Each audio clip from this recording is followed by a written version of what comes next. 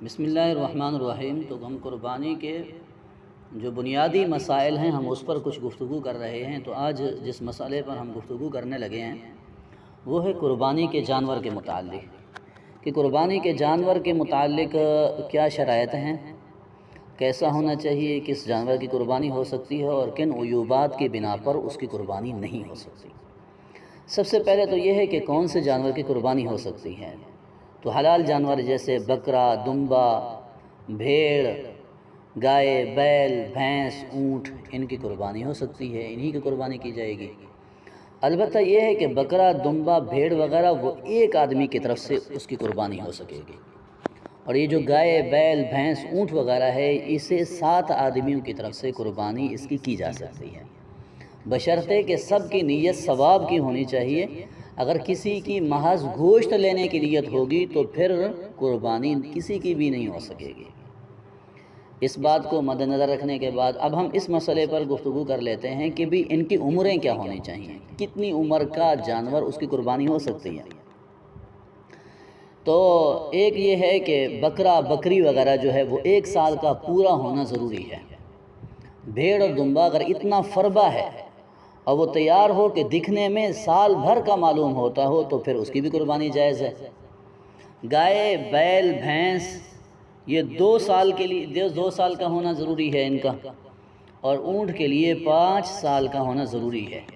ان عمروں سے کم جانور کی قربانی کافی نہیں ہوگی، قربانی درست نہیں ہوگی۔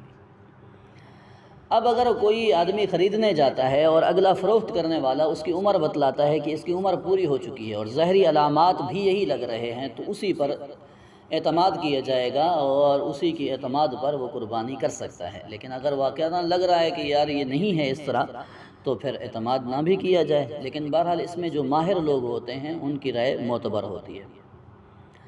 اب عیوبات پر آتے ہیں کہ کون سے عیوبات کی بنا پر قربانی ہوگی اور کن عیوبات کے پائے جانے پر قربانی نہیں ہوگی۔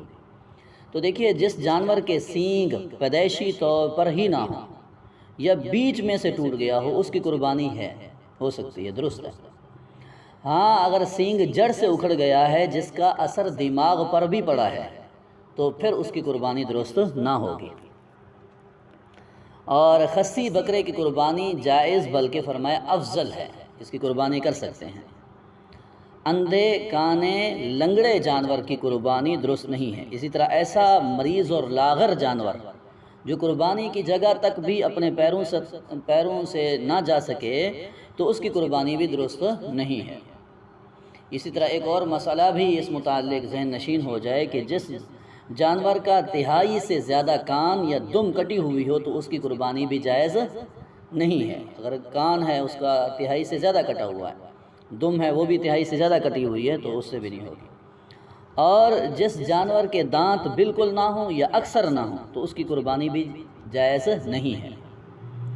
اور اسی طرح جس جانور کے کان پیدائشی طور پر بالکل نہ ہوں تو اس کی قربانی بھی درست نہیں ہے۔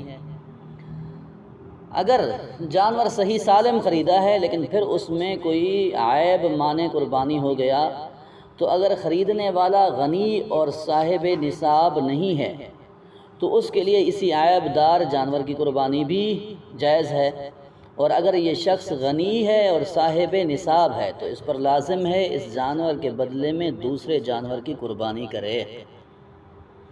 تو گویا کہ آج ہم چند جو بنیادی مسائل تھے اس پر ہم گفتگو کر چکے ہیں، کہ ایک تو کہ قربانی کے جانور ہیں کون سے، اور پھر ان کی عمریں کون سی ہیں، اور پھر ان میں پائے جانے والے عیوبات، یعنی جن چیزوں کے پائے جانے پر قربانی اس کی درست نہیں ہوگی، اس پر ہم نے گفتگو کی ہے۔